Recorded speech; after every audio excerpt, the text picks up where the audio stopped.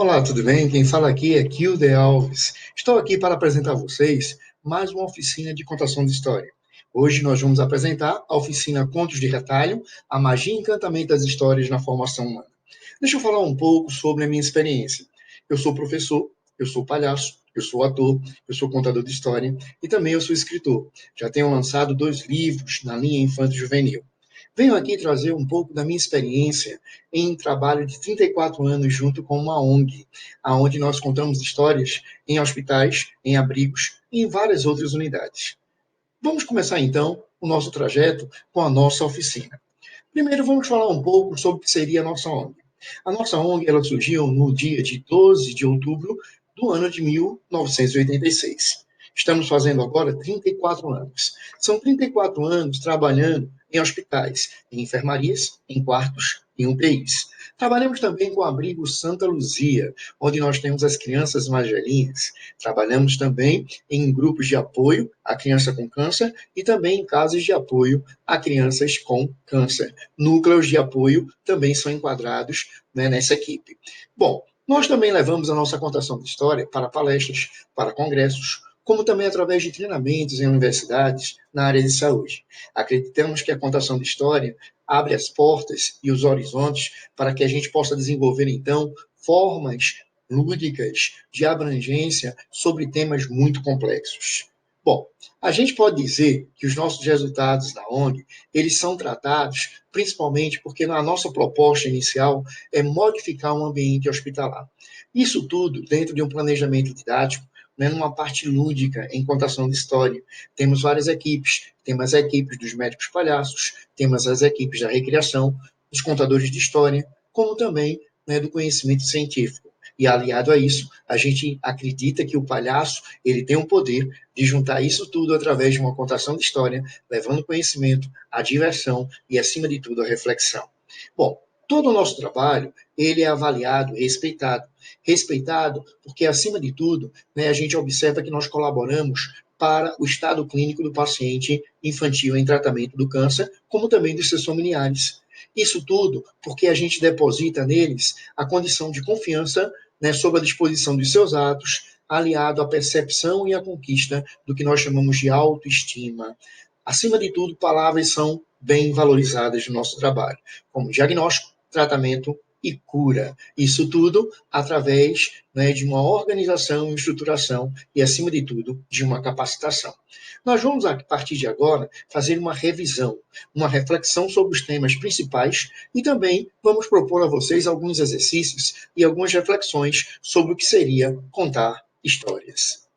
Bom, a primeira pergunta que a gente faz para quem quer iniciar uma contação de história é o que você quer ser quando você for criança. Geralmente a pergunta é muito inversa, não é? A gente vive perguntando o que é que eu vou ser quando serei adulto. A gente pergunta isso mesmo até uma criança, né?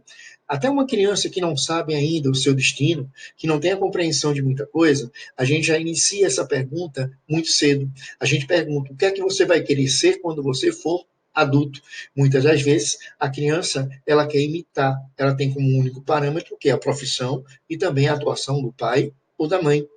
Mas isso, ela vai amadurecer. Ela vai abrir seus horizontes e ela vai poder esquecer. Mas, acima de tudo, é mais importante a gente valorizar que essa criança seja criança. E que o adulto também não esqueça a criança que já esteve presente em suas ações. Porque todos nós ainda temos esse espírito. Esse espírito é fruto de uma criatividade, é fruto, acima de tudo, de uma predisposição a aprendermos e a vivermos novas experiências. Por isso que é importante, né, a gente sempre perguntar a um novo contador de história o que você quer ser quando você for criança, porque ser criança e valorizar o ser criança é fundamental para a contação de histórias. Por isso que nós temos urgência em sermos criança, né? A gente tem uma urgência em não nos fecharmos, em não nos engessarmos, em não valorizarmos coisas boas que nós tivemos ou podemos ter ainda em toda a nossa vida, que é justamente o ser criança. Vamos aprender então a viver, que é diferente de sobreviver. Vamos lembrar que ser criança também, acima de tudo, é valorizar a magia. A magia, quando a gente pode, né, usar da nossa imaginação e daquilo que a gente acredita. Vamos lembrar também que nós nunca devemos deixar de sonhar, porque é o sonho que nos direciona e que, acima de tudo, nos impulsiona para coisas melhores. E também, acima de tudo, vamos brincar. É muito bonito um adulto, né, se relacionar com a criança e estar lá, de frente a ela, sendo a criança que tem dentro dele.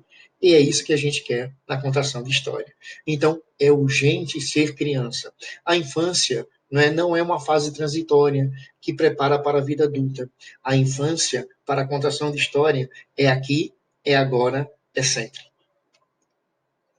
Bom, quando a gente fala, então, do nosso universo infantil, quando a gente fala, então, de nossas histórias, né, das histórias que nós ouvimos, das histórias que nós assistimos através de filmes, muitos personagens vêm em nossas cabeças.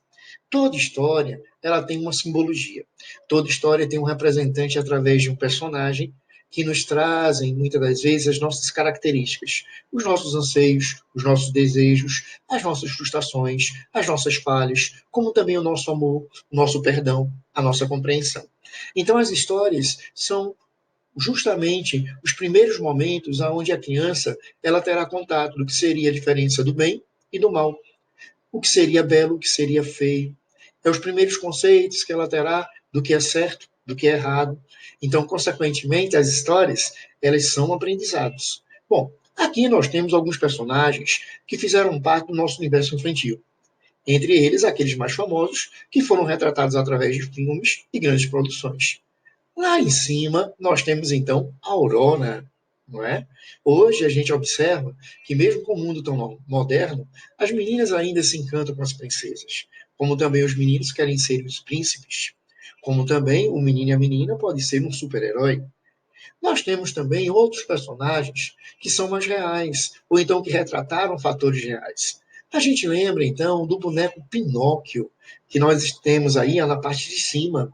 O Pinóquio foi a primeira reflexão de um boneco que queria virar humano, porém, nas características humanas, ele começou a exercitar dos nossos defeitos, das nossas limitações, e nós tratamos aí, então, com o fator de quê? Da mentira, aonde o seu nariz crescia a cada tempo que ele inventava uma história que não era verdade. Muito bem, o Pinóquio, ele nos mostra, né, o que seria o campo moral, o que seria certo, o que seria errado, como também ele fala do respeito aos mais velhos e daqueles que nos cuidam. Pinóquio, então, ele tem uma grande lição. Bom, aqui embaixo, bem do meu lado, eu tenho o famoso Mágico de Oz. O Mágico de Oz, que, acima de tudo, tem como protagonista justamente a menina Dorothy, aonde no seu percurso ela encontra três indivíduos, três personagens bem interessantes. Ela encontra um homem de lata que tem o desejo de ter o seu coração.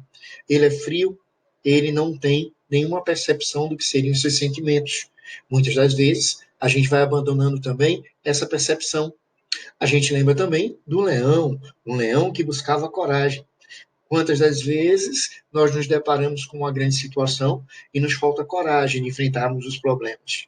E temos também o famoso espantalho, que queria um cérebro, que queria pensar, que queria agir.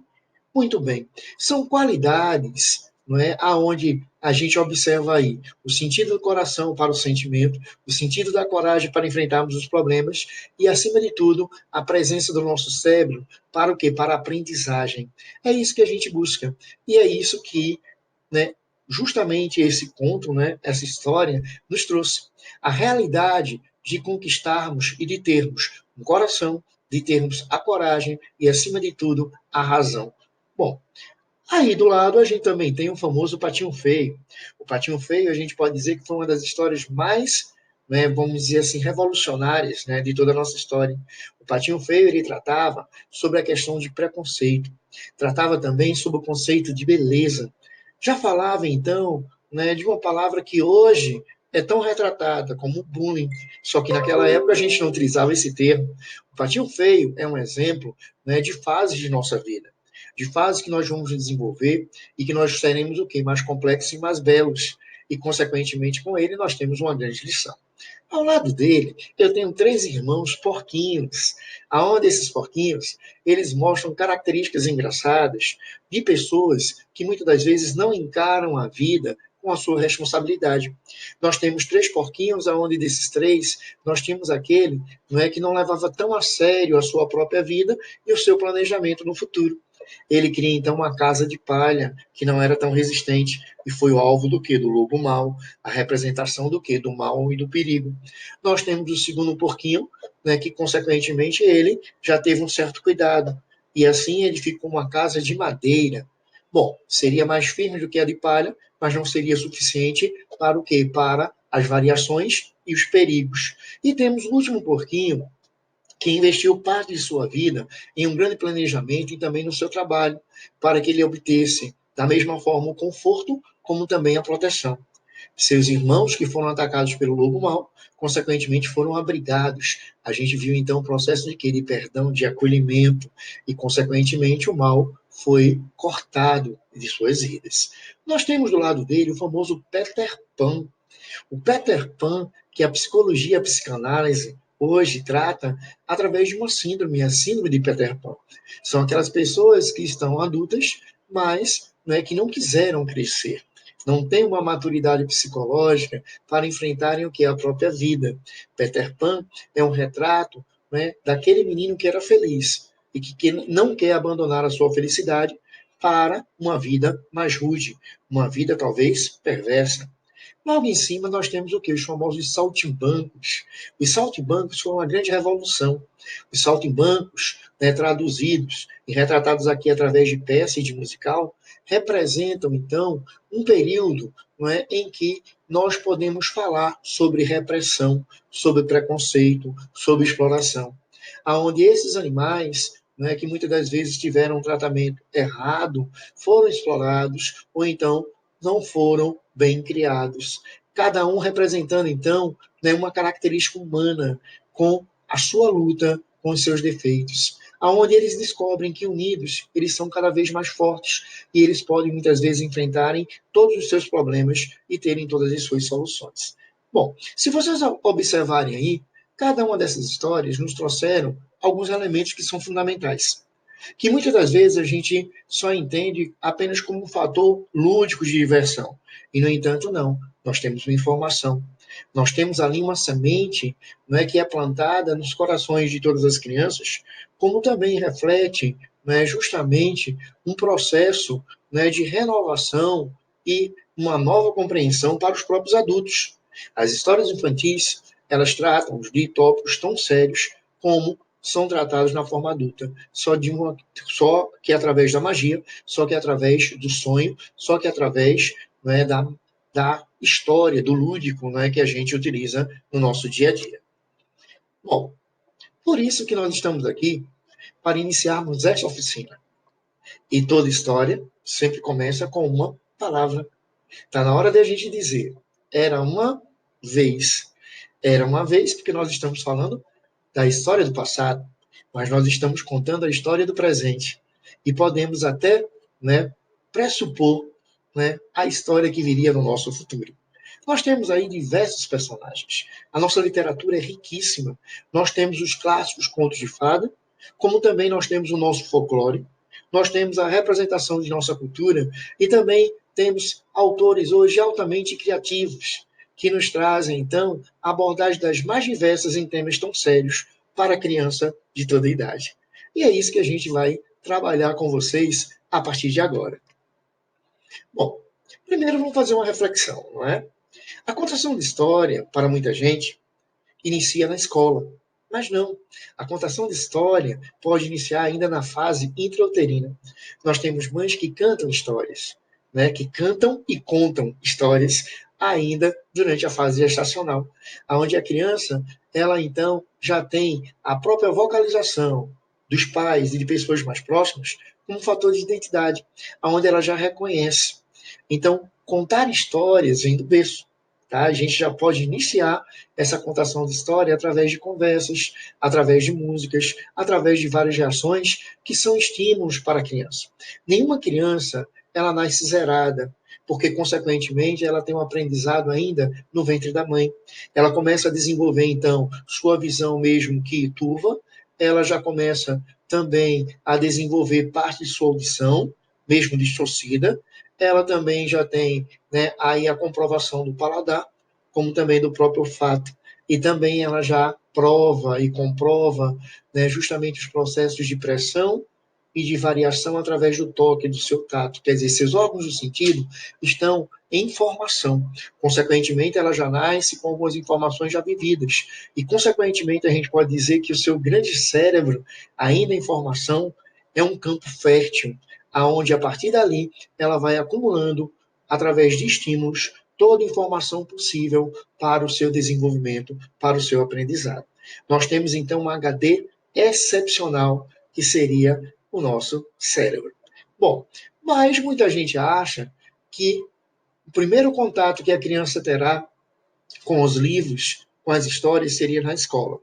A escola, claro, ela pode desenvolver muito bem, né, toda essa característica, mas a gente pode dizer que o grande leitor, né, a criança que desenvolve a criatividade e, acima de tudo, a reflexão, ela começa já desde casa. Daí a importância dos pais, dos tios, dos avós, dos irmãos mais velhos, no estímulo e também, né, no oferecer a contação de histórias para todas essas crianças. Mas nós vamos lembrar também que nós temos escolas que apresentam duas características básicas. Escolas que são asas, escolas que o trabalham a parte cognitiva da criança, baseado, acima de tudo, na criatividade, na independência e também na reflexão. Porém, nós ainda temos alguns modelos de escolas, como as escolas antigas, que elas são engessadas, que elas não trazem a possibilidade do aluno pensar, do aluno utilizar a sua criatividade e de se expressar. Bom, quando a gente fala, então, de uma oficina de contação de história, a gente tem que saber, né, se a gente está levando ela para uma escola, se essa escola tem a proposta de ser asa ou ser gaiola. Eu lembro bem, né, de um convite que eu tive de uma escola para ministrar a oficina de contação de história. Bom, a primeira coisa que eu perguntei, como é a biblioteca de vocês? E nós fomos visitar a biblioteca. A biblioteca era um lugar realmente reservado, porém muito pequeno, onde tínhamos um amontoado de estantes, um amontoado de quê? De livros, aonde a parte infantil, a parte infanto-juvenil e a parte também adulta estaria misturada, sem separação. E eu fiz a proposta, então, à direção. Tudo bem, a gente vai trabalhar a contação de história com os professores, com os nossos funcionários, mas, acima de tudo, eu quero uma transformação. A gente só pode estimular a leitura quando a gente tem um ambiente favorável e uma condição prazerosa para isso. Então, eu quero que vocês criem uma nova biblioteca. Eu quero que vocês criem um espaço para que a criança tenha vontade de vir à biblioteca, para que a criança tenha um conforto, para que ela tenha uns estímulos. Eu quero que vocês criem um espaço na biblioteca para a criança vir, não é, justamente ouvir as histórias, né, para que a criança, não é, ela possa ir lá buscar o livro, levar para casa, devolvê-lo com todo carinho e, acima de tudo, estar sempre, não é, predisposta a pegar uma nova literatura, a ter um novo conhecimento. E assim foi feito. Nós ministramos o nosso curso de contação de história e tudo foi modificado. A partir daí, as crianças foram muito mais estimuladas. As crianças tiveram uma média de leitura superior ao que jamais se imaginava. Os próprios pais viram um grande desenvolvimento e, acima de tudo, a criatividade e a reflexão dessas crianças, né, tomou, né, picos altos, e aí se pôde observar o desenvolvimento e a possibilidade, né, de criação de asas para um grande voo. A gente lembra que essa reflexão é de Larissa Betfair, né? Bom, a gente também lembra que quem conta um conto aumenta um ponto. Por que isso? Porque, consequentemente, toda nova informação só gerará para nós o quê? A condição de reflexão, de acréscimo e, acima de tudo, de transformação. Então, quem conta um conto aumenta um ponto. Bom, quando a gente fala de nossas histórias, a gente vai falar também de nossas experiências, não é? Experiências que muitas das vezes são positivas, experiências que são negativas, mas fazem parte de nossa história. Eu falei que o nosso cérebro é um excelente HD. Só que esse HD, ele tem uma pequena falha. Ele não obedece o comando da tecla delete. Tudo que nós vivemos, tudo que nós experimentamos, nós guardamos essa informação em nosso cérebro. Aí a gente lembra de Augusto Cury, aonde, consequentemente, ele trabalha os conceitos de psicoterapia, né, aliado ao processo de gestão da emoção. Ele fala que todas as experiências vividas, elas são armazenadas em janelas, justamente no nosso campo cerebral. Janelas que podem ser positivas, janelas que podem ser negativas. Ele traz o conceito, então, das janelas light e também das janelas, né, killer. As janelas killer são as janelas assassinas. São aquelas janelas que a gente não costuma e não quer visitar, porque, consequentemente, ela nos traz o quê? Os traumas, os medos, as experiências negativas. Mas as janelas light nos trazem alegria, boas lembranças, como também felicidade. Bom, nós vamos construindo então essas janelas durante toda a nossa vida. Um fato interessante é que a gente não consegue eliminar, né, por Cury, né, na sua análise, as janelas, né, de nossa mente. É tanto que todas as vezes que a gente tenta eliminar uma janela negativa, é como se a gente estivesse cutucando uma ferida e essa ferida, então, ela se avivasse. Então, consequentemente, nós vamos sofrer. O que nós temos que fazer, né, segundo Cury, é, acima de tudo, abrir as janelas lights, as janelas, né, que darão prazer, paz, alegria e, acima de tudo, bem-estar. Na medida que a gente abrir mais janelas light, a gente vai começar a hipervalorizá-las. Elas serão realmente aquelas mais fundamentais e, consequentemente, as janelas, né, killer, elas ficariam ali fechadinhas, sem tanta valorização e quietinhas no seu canto. Mas elas também farão parte do nosso amadurecimento e também da nossa história. Por isso que a gente diz, né, que muita gente preserva, né, todos os seus conflitos, aonde neles eu tenho os traumas, as falsas crenças, durante toda a história, porque as pessoas nunca tiveram a ousadia de entrar em camadas mais profundas da própria mente.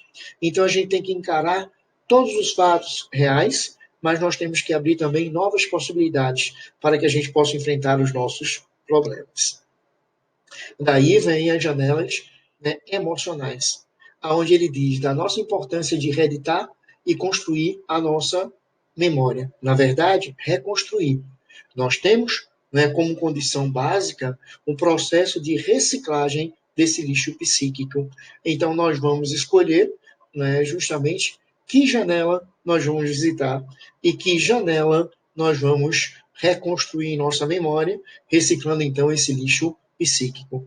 Ele ainda fala que você não deve tentar apagar seus medos, seus ciúmes, suas mágoas, sua timidez, seu pessimismo ou seu humor deprimido. Você só reforça o registro automático da memória, sedimentando as janelas traumáticas, que são as janelas killer. Então, consequentemente, vamos construir novas janelas. Vamos construir mais janelas light e vamos reciclar o nosso lixo psíquico. Bom, a gente pode dizer que a contação de história é uma excelente oportunidade para isso. É viver novos momentos leves, momentos que nos dão prazer, alegria, discernimento e, acima de tudo, que uma nova compreensão sobre os fatos da vida. Bom, por enquanto nós ficamos por aqui e na nossa próxima aula a gente dá continuidade ao nosso módulo 2. Foi um grande prazer, quem fala aqui é Kilde Alves e eu espero você então, né, na parte 2 da oficina Contos de Retalho. Até mais!